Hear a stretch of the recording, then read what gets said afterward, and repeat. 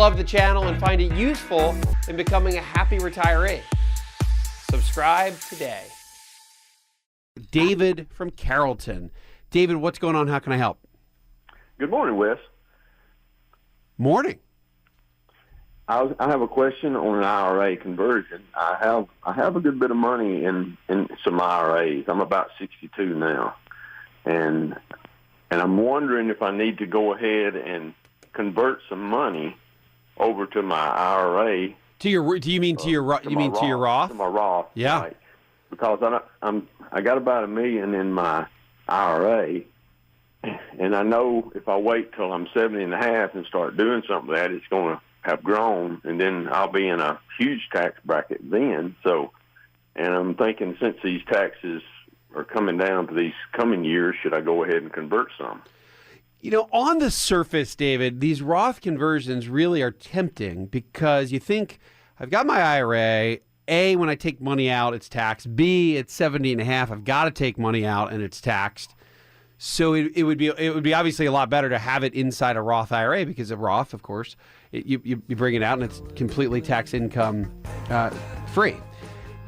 In the scenario that you're talking about here, it gets a little bit more complicated. If you, of course, were to do a giant conversion, the whole thing gets taxed and then the IRS gets a ton of money. There's a way to do it, though, where you can limit your tax. You can limit your taxes. You've got this IRA, and Right. You want to figure out a way to get it into a Roth. The IRA itself is, let's call it, around $1 million, and you are fully in retirement. And what's your other income look like right now for this year?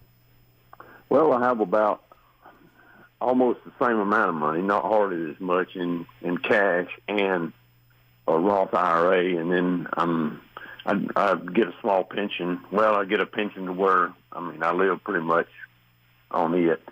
I'm looking at probably taking 3% out of my portfolio per year, maybe, to go along with all that. The other question here, when you're thinking about converting from an IRA to a Roth, again, on the surface, it seems great. Hey, I can put this money in a Roth. I can then pull it out tax-free. The only catch, and it's a huge catch, is that you got to pay taxes on that money to get it into a Roth. The IRS loves that proposition. The IRS says, David, please go ahead and do it, because then we'll collect a huge amount of taxes on that conversion. And the reason I ask you about your other income sources, here's the best case scenario to get money. And I've had this happen with clients over the years, where you will have, let's say you're a real estate developer and you have a bad year in real estate and you've got an ordinary income loss.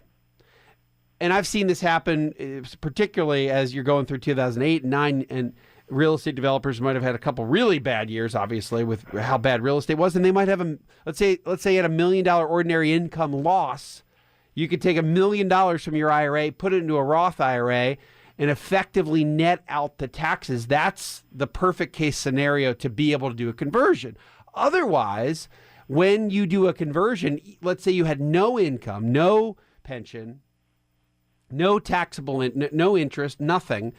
The only income you would have would be the amount of money you convert. $1 million, you take out $1 million, all of a sudden you're in the highest tax bracket and you're going to be paying 37% on the money that you pull out. So you want to avoid that. The best way to do this would be incrementally, meaning that if you think about this as a conversion over time, if you're not really going to be living on this money and it may be for your heirs, and you want to just convert this really for them over time, you would do this. You would spread it out, meaning that you might do $50,000 per year or $100,000 per year, just knowing that $100,000 that you convert is going to add to your adjusted gross income. If you've got $50,000 in pension and $30,000 in social, you've got $80,000 in income. If you convert another 100, now your income will be $180,000. And that in itself will push your tax bracket up. Remember, the new tax brackets, married, filing jointly, they're all a little bit lower.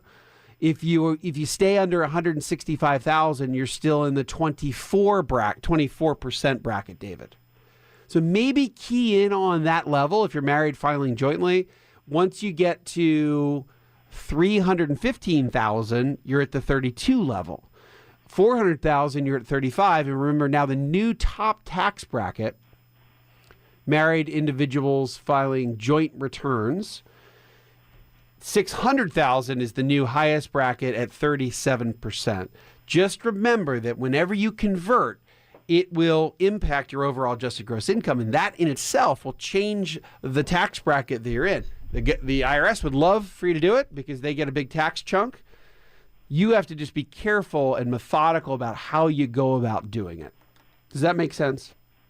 It does. And I was looking at, spreading it out over these few years that since the new tax plan isn't going to be in effect for, I know, until another 5 or 10 years. Well, right. So the new tax plan is supposed to sunset or some of the provisions are supposed to sunset in 2027. I would be surprised if that doesn't get changed and made permanent, but we'll see. That's a long way off. I think a lot of that's going to have to do with what our budget deficit looks like, David. Lower taxes are great, and hopefully, or at least the way this is supposed to work, it should stimulate the economy, and a bigger, faster growing economy on what is now about a $20 trillion a year GDP, is that GDP expands at a more rapid pace. We're supposed to be able to collect more tax revenue, right? If that doesn't happen, and the added economic growth doesn't pay for the cuts, then we're going to have to revisit this whole thing, because you can't just keep digging a hole with the budget deficit the way it is today. And the debt, as we all know, is this ridiculously high number. How do you ever pay that back? Well, the first step is you got to get your annual spending under control so that you can even start to put a dent into the overall debt picture. And we're still a long way off from doing that. There's some hope that tax reform will help do that. And the IRS would love for you to do this conversion because it'll add to their tax revenue. So just be careful, David, on how you do it and how quickly you do it. But I think your intentions here are smart. Getting money into a Roth IRA is a better vehicle long term because you do not have to take required minimum distributions from a Roth IRA. You're not forced to pull money out. That's another advantage of the Roth. And when the money grows tax deferred, and then of course it comes out tax free. David, thank you for your call. Have a wonderful rest of your Sunday. Hi, I'm Wes Moss, and thanks for taking a minute to hear about what's so different about my new book, You Can Retire Sooner Than You Think. So unlike other retirement books, this book will give you a step-by-step guide, whether you're in your 20s or 30s or 40s or 50s, to learn from what these successful and happy retirees did to get there. I hope you enjoy the book, but more importantly, I know that it'll help you retire sooner than you think.